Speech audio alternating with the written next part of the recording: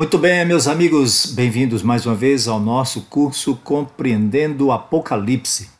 As 7 igrejas do Apocalipse. Estamos estudando esta revelação do Senhor, onde apresenta Jesus andando no meio de 7 candeeiros, que são as 7 igrejas, tendo na sua mão direita 7 estrelas, que são os líderes das 7 igrejas. É como Deus está representando o esforço divino de levar seu povo, sua igreja, de volta ao conhecimento da verdade, a um reavivamento espiritual e se preparar para o juízo final. E nós estamos analisando, então, com essa proposta de compreender a história da igreja cristã durante as 7 fases de sua existência.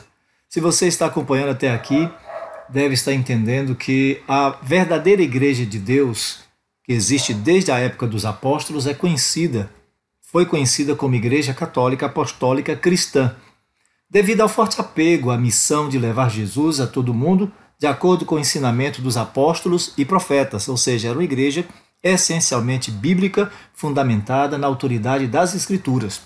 Porém, essa igreja, ela imitava o caráter de Deus revelado em Jesus, praticando as obras que demonstravam amor, caridade, verdade e justiça. Porém, foi corrompida a partir do ano 538, quando o imperador romano concedeu poder e autoridade ao bispo da igreja que estava em Roma, e este se tornou o chefe principal da igreja de Roma, e através de suborno, da força, de mentiras e trapaças, acabou se tornando também sumo pontífice, logo depois que o imperador transferiu o trono imperial para a cidade de Constantinopla, e ficou o trono de Roma vago, e o bispo de Roma assumiu esse lugar, como um chefe supremo de toda a cristandade. Acontece que Jesus mesmo advertiu que entre os apóstolos, entre os seus discípulos, ninguém deveria se denominar como líder supremo, mas aquele que quisesse ser o maior fosse aquele que servisse a todos. Então, a igreja que se formou a partir desse casamento com o Estado imperial, aos poucos foi abandonando toda a educação e os traços da fé e da verdade que a ligavam a Deus e a sua palavra.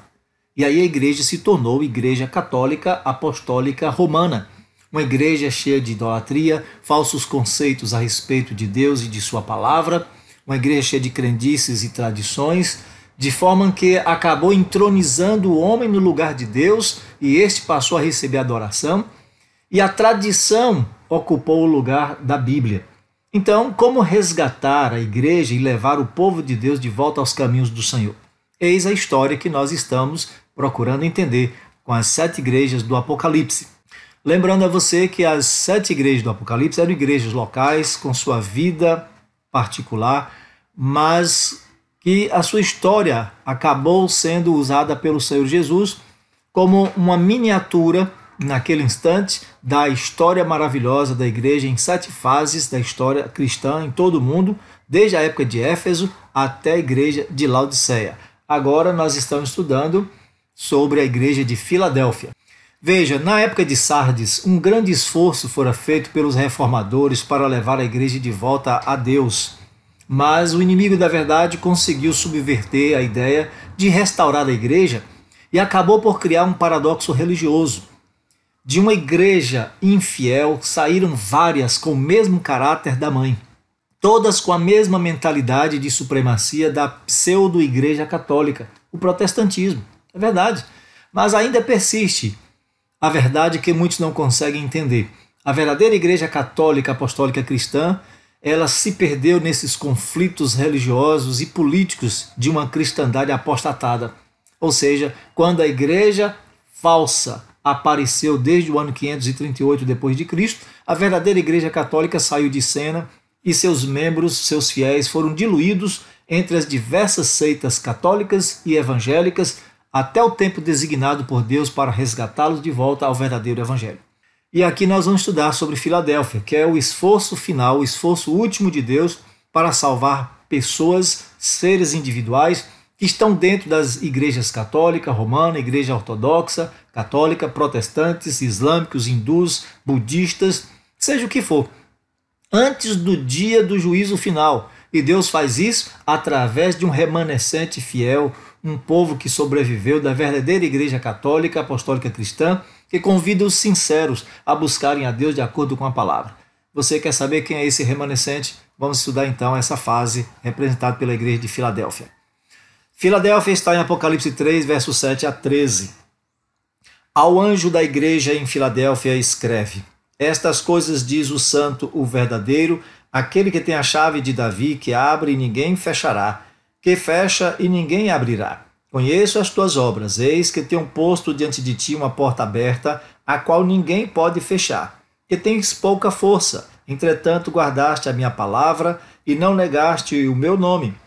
Eis farei que alguns dos que são da sinagoga de Satanás, desses que a si mesmos se declaram judeus e não são, mas mentem, eis que os farei vir e prostrar-se aos teus pés e conhecer que eu te amei. Porque guardaste a palavra da minha perseverança, também eu te guardarei da hora da provação que há de vir sobre o mundo inteiro para experimentar os que habitam sobre a terra. Venho sem demora, conserva o que tens para que ninguém tome a tua coroa. Ao vencedor, falo-ei coluna no santuário do meu Deus, e daí jamais sairá. Gravarei também sobre ele o nome de meu Deus, o nome da cidade do meu Deus, a nova Jerusalém, que desce do céu, vinda da parte do meu Deus, e o meu novo nome. Quem tem ouvidos, ouça o que o Espírito diz às igrejas. A cidade de Filadélfia ela foi fundada em 138 a.C. por Átalo II, rei de Pérgamo, também conhecido como Filadélfia. A sua localização geográfica era a porta de entrada para o Oriente. As caravanas tinham que passar por ali para comercializar entre os dois extremos daquela geografia. Estava sujeita a frequentes terremotos e essa cidade muitas vezes foi destruída por conta disso e várias vezes reconstruída sob o patrocínio de imperadores, e seu nome era constantemente modificado por conta disso. Era uma cidade magnificente de acordo com os arqueólogos. Filadélfia significa amor fraterno. Essa igreja deve ter sido notável porque ela só recebeu elogios da parte de Cristo e nenhuma repreensão. E ela representa o esforço divino em preparar um povo para o dia do juízo, antes da volta de Jesus. Jesus se apresenta para esta igreja dizendo: Estas coisas diz o santo, o verdadeiro. Quem é santo e quem é verdadeiro? Observe que nesta carta Jesus ele não emprega as descrições que ele apresenta no capítulo 1 para se identificar. Ele afirma ser o santo e o verdadeiro. São características divinas. Apocalipse 6, versículo 10, clamaram em grande voz, dizendo: Até quando, ó soberano Senhor, santo e verdadeiro, não julgas, nem vingas o nosso sangue dos que habitam sobre a terra? Santo e verdadeiro é Deus.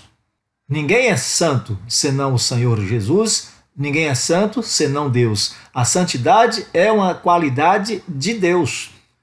Isaías 6, verso 3, por exemplo, o profeta vê no trono Deus assentado e os serafins clamando: Santo, Santo, Santo é o Senhor Deus dos exércitos, o Todo-Poderoso. Então, Jesus está dizendo aqui que santo e verdadeiro só existe um, que é o ser divino, que é o próprio Deus, que é o Pai, o Filho e o Espírito Santo. Mas alguém na terra estava usurpando essa autoridade, assumindo o lugar de Deus e desviando a mente do verdadeiro Deus que está no santuário celestial para um santuário na terra, onde se apresenta um sacrifício falsificado do sacrifício verdadeiro de Jesus. E esse santuário que existe no céu é onde o santo e verdadeiro, o Senhor Jesus Cristo, ministra em favor de todos aqueles que querem a salvação. Então Jesus é ministro de um santuário verdadeiro no céu. E aqui na terra, no falso santuário que se tornou a Igreja Católica Apostólica Romana, com seus rituais da Santa Missa, acabou tomando o lugar de Jesus, de Deus, na adoração. Porque vejam só, o Papa é declarado muitas vezes de Santíssimo Senhor, nosso Santíssimo Senhor ou Santíssimo Papa. O Papa é chamado de Santo Padre, Santíssimo Padre, sua santidade, desde o século XII até o século XIX e persiste até hoje. Acontece que esse falso santo ele foi preso pelo general francês Berthier e levado cativo para a França no ano de 1798, por ordem do imperador Napoleão Bonaparte, pondo fim a um reinado de 1260 anos da Igreja Católica Apostólica Romana, que acabou assumindo o lugar de Deus na terra, do santuário de Deus nessa terra, e, portanto, santo e verdadeiro somente o Senhor Jesus Cristo. Então, Filadélfia representa um esforço divino em preparar um povo para o dia do juízo antes da volta de Jesus. Nós já percebemos isso. Como isso aconteceu? Através do esforço missionário das igrejas evangélicas e católicas que pregaram a volta de Jesus mais ou menos para o ano de 1840 a 1844. Houve um movimento mundial de reavivamento especial, pessoas buscando a presença de Deus.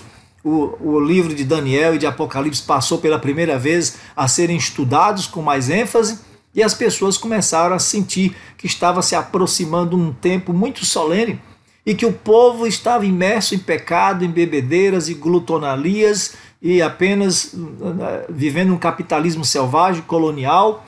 E resultado disso, se Jesus voltasse, esse povo não estaria preparado. Portanto, houve um movimento muito grande de evangelismo. Conforme diz a palavra aí, Jesus disse que ele é aquele que tem a chave de Davi, que abre e ninguém fechará, e que fecha e ninguém abrirá. Essa chave representa a autoridade divina que só o Senhor Jesus Cristo tem. Essa é uma ideia tirada do livro de Isaías, capítulo 22, do verso 20 a 24, onde fala que Eliaquim seria a pessoa que teria controle sobre o reino de Davi, como alguém oficialmente apontado para se tornar uma autoridade naquele instante, naquele momento da história. Mas o verdadeiro descendente de Davi, o verdadeiro rei de Israel, o verdadeiro rei da igreja é o Senhor Jesus Cristo. Ele é da tribo de Judá, ele é da linhagem real, o único que existe, que cumpriu todas as alianças da palavra de Deus. E quando ele diz que tem uma chave e que ele abre porta, muito bem, portas abertas representam acesso e oportunidades. Deus abre a porta da fé quando oferece o evangelho aos homens. E assim dá a oportunidade a todos de terem acesso a ele. Ele abre portas de trabalho para seus servos divulgarem a palavra, mas aqui não está falando especificamente de oportunidades dadas aos discípulos em Filadélfia de pregar o evangelho, mas especificamente de abrir a porta que separa o lugar santo do lugar santíssimo no santuário celestial. As pessoas precisavam conhecer e saber que no santuário celestial uma obra de capital importância está sendo levada a efeito e que nosso sumo sacerdote está realizando a obra de purificação dos nomes daqueles que hão de herdar a salvação, que são acusados por Satanás de pecadores e que essas pessoas estão assim sem conhecer esse assunto. Então Jesus abre essa porta, tanto de evangelismo quanto a porta do santuário. E nesse período que ele abriu a porta do evangelismo, muitos foram os avivamentos que aconteceram no mundo cristão para preparar um povo para a volta de Jesus, e foram grandes os homens de Deus que foram levantados para essa ocasião. Como, por exemplo, houve o movimento religioso dos pietistas no ano 1700, dos moráveis no 1727, o movimento dos metodistas no ano de 1738, os missionários em 1750, homens como Jonathan Edwards, John Wesley, George Whitefield, William Carey, Charles Finney, Spurgeon, Moody, Hudson Taylor e William Miller, ou Guilherme Miller. Todos esses homens foram usados por Deus para levar um grande avivamento espiritual, para que a igreja do Senhor se preparasse para o que se pensava ser a volta de Jesus, que aconteceria naqueles tempos até o ano de 1844. Então, quando Jesus abre essa porta, se for a porta do evangelho, muitas pessoas podem fechar essa porta. Se for porta do emprego, de trabalho, muitas pessoas podem fechar essa porta. Mas o que ele está abrindo mesmo é a porta do santuário celestial, onde todos podem ter acesso a Deus através da ministração de sua palavra, não mais através de sacerdotes terrenos e não mais sob a autoridade do Papa Católico, do Santíssimo Padre que estava ali assumindo o lugar de mediador, de intercessor diante de Deus e dos homens. Jesus Cristo é o único santo, é o único que abre, é o único verdadeiro que abre e ninguém fecha a porta do santuário, onde todos podem ter acesso a Jesus, podem ter acesso a Deus em oração, buscando em espírito e em verdade. Então Jesus abriu essa porta a partir desse momento. A partir do ano de 1844, a porta do santuário foi aberta. Então, Filadélfia, ela representa esse período de tempo no século XIX, quando grandes movimentos evangélicos pró-advento revitalizaram a igreja e muitos sinais proféticos aconteceram para indicar que Jesus estava prestes a vir e o mundo não estava preparado para passar por esse momento. Como, por exemplo, alguns sinais que aconteceram nesse período que provavam que Jesus estava às portas e as pessoas não estavam preparadas. Jesus havia profetizado que haveria sinais no sol, na lua e nas estrelas, e muitos deles aconteceram. Por exemplo, esses sinais apontavam para o dia do juízo, mas foram interpretados como apontando para a volta de Jesus. E então todos eles se cumpriram. O dia escuro, de 19 de maio de 1780, a lua se tornou em sangue na mesma noite daquele dia, 17 de maio de 1780, e a queda de estrelas de 31 de novembro de 1833. Então, esta era uma mensagem urgente que tinha que ser pregada, e as pessoas, sendo movidas pelo Espírito Santo, saíram pelo mundo. Foram católicos, foram evangélicos de todas as confissões, partiram para o mundo através de sociedades bíblicas, desenvolveram o prelo de uma forma assim que a palavra de Deus pudesse ser lida na língua nacional de cada pessoa, de cada povo, de cada nação, de cada tribo e língua. Os missionários partiram para o mundo com uma mensagem urgente de preparo para a volta de Jesus, e muitos foram os avivamentos desse período. Mas acontece, meus queridos, que Deus não salva igrejas, mas Deus salva pessoas. E ele suscitou de todas as igrejas um povo que, tomando a sério sua palavra, está levando avante o projeto de reunir os sinceros em torno das verdades negligenciadas da palavra de Deus, que são importantes para todos os que vão passar pelo juízo que agora acontece no tribunal celestial. Verdades importantes como, por exemplo, o estado do homem na morte, que muita gente acha que morre e vai para o céu. Se vai para o céu, não precisa ser julgado, não precisa mais Jesus voltar para buscar, porque ele já está lá no céu. Então é uma mentira que precisa ser descaradamente aberta e mostrado para o mundo a verdade.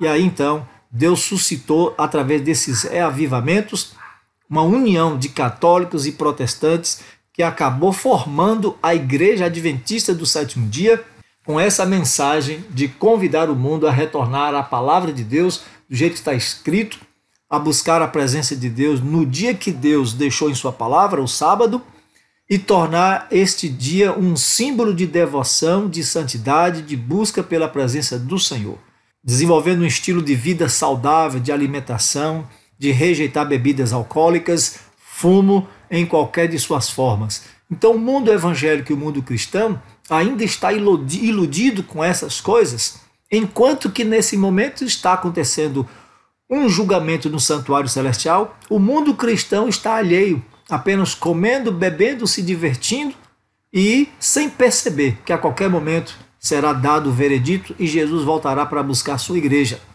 para buscar seu povo. E aí você precisa entender, a igreja vai passar pelo período de juízo, e esse juízo já começou a partir do ano de 1844. Quer saber mais a respeito? Comente aí e nós vamos estudar a respeito desse juízo em algum momento aqui na frente. Jesus então diz: eis que farei vir e prostrar os teus pés alguns daqueles que se chamam judeus e não são a sinagoga de Satanás. Havia na terra, na cidade de Filadélfia, uma sinagoga judaica que perseguia muito os cristãos. Todos aqueles que, dentre os judeus, se convertiam ao cristianismo, eram perseguidos. E o resultado é, todos aqueles que perseguem o povo de Deus, Jesus os chama de sinagoga de Satanás. Todos aqueles podem ser cristãos, podem ser qualquer que seja a religião, que diz que está servindo a Deus, mas persegue o cristão, persegue aquele que está ensinando a verdade, Deus os qualifica como sinagoga, como igreja, como religião de Satanás. E aí o que aconteceu? Em Filadélfia, quando houve um terremoto, os próprios judeus que antes perseguiam os cristãos tiveram que engolir o orgulho e aceitar a ajuda dos cristãos, porque eles perderam muitas propriedades e passaram muita necessidade naquele tempo. Então Jesus está dizendo a todos os cristãos hoje, crentes nominais, que não aceitam as verdades da palavra de Deus e que atacam aqueles que vivem e pregam, que essas pessoas um dia conhecerão a verdade e saberá que Deus está com o povo que ensina a verdade de sua palavra. Filadélfia, então, meus amigos, representa o 6º período do cristianismo na Terra, quando a obra missionária começou a se expandir pelo mundo, alertando a todos sobre o dia do juízo. Nesse período de tempo surgiu a Igreja Adventista do Sétimo Dia, uma igreja com um forte apelo bíblico e missionário, levando a mensagem evangélica do Evangelho eterno a todas as pessoas, em todo o mundo, em todas as línguas, ensinando o povo a voltar para a palavra de Deus, para o conhecimento da Bíblia Sagrada e como um preparo especial para se encontrar com Jesus, eliminando do seu cardápio alimentos imundos, porque precisam estar purificados para passarem pelo juízo de Deus. E aí, por que essa revelação é importante? Porque é o seguinte, muitas pessoas tentam identificar uma igreja de que forma? Uma igreja que é boa, uma igreja que é grande, uma igreja que é ativa, uma igreja que é conhecida, uma igreja rica. Muitas vezes esse é o julgamento, mas Deus certamente julga diferente da maneira como nós julgamos. Pode ser uma igreja fraca, pode ser uma igreja pequena, mas se é uma congregação que prega a palavra, que ensina o evangelho, que chama o povo para a obediência aos mandamentos de Deus, essa é a igreja de Deus. E acima de tudo, essa revelação é importante porque Deus não está salvando igrejas, Deus está salvando pessoas. E está usando a Igreja Adventista do Sétimo Dia para iluminar consciências daqueles que estão nas mais diversas igrejas evangélicas, protestantes, católicas, que estão confusas, não compreendem o Evangelho, não sabem que está passando esse momento do juízo celestial e que estão sendo julgadas e eles estão aí pervertendo a palavra de Deus, sofrendo na mão de líderes religiosos que não estão ensinando a verdade. Então a Igreja Adventista foi levantada por Deus para chamar o povo de volta à palavra, chamar o povo de volta à lei de Deus, chamar o povo de volta a viver em conformidade, como era a igreja cristã primitiva, igreja católica, apostólica, cristã, que seguia a palavra de Deus. Então, todos os cristãos devem se preparar para o dia do juízo, que começou no ano de 1844, de lá para cá, e esse tempo é prefigurado pela história de Filadélfia, um movimento evangélico maravilhoso, de reavivamento que levava o povo a se preparar para a volta de Jesus e passar pelo julgamento, pelo dia do juízo. Então Deus resgatou nesse período um povo, os adventistas do sétimo dia, para anunciar ao mundo esse projeto divino e alertar como o diabo deseja que todos continuem rebeldes contra a lei de Deus e sejam punidos ao serem julgados. Filadélfia vai do ano de 1755 ao ano de 1844. Nosso próximo estudo é a igreja de Laodiceia, a última igreja, o povo do juízo. Fique atento, não perca o nosso próximo vídeo, se inscreva no canal, divulgue e Deus abençoe você. Até mais.